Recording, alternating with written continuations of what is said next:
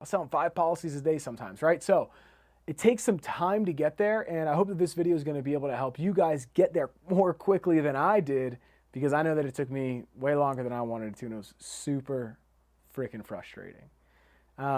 So guys, the kind of framework response or like guidance that I would give you guys is, number one, you got to take a lot of you have to have a lot of activity and take a lot of action. You have to.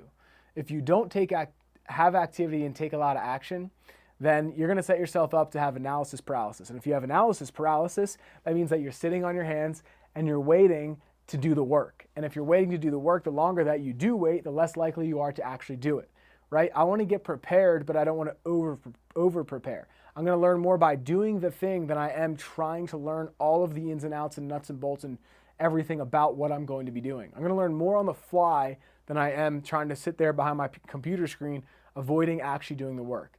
Guys, when I started making calls, I was nervous. I didn't have any experience. I didn't have any background in sales. I didn't know anything about insurance. And I was just trying to kind of figure it out. And I was terrified. Like, I didn't know what I was doing. But I started, right? And because I started, that eventually felt normal. And then I started to make like a little bit more calls.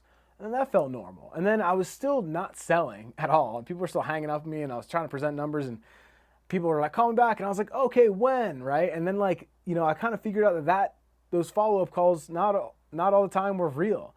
And like, that kind of got normal, and I got over that. And every week that went by, I hit a new threshold. At the beginning, I was just scared to make phone calls, and then that became normal. And then after that, it was like I made more phone calls, and that became normal. And then I learned that not everybody's actually, you know, open-minded, and I was okay with getting hung up on, and that became normal. And this, my threshold kept getting bigger, right? And I started to understand more by just doing it, by just throwing myself in there and starting to figure it out. All right, so that's number one.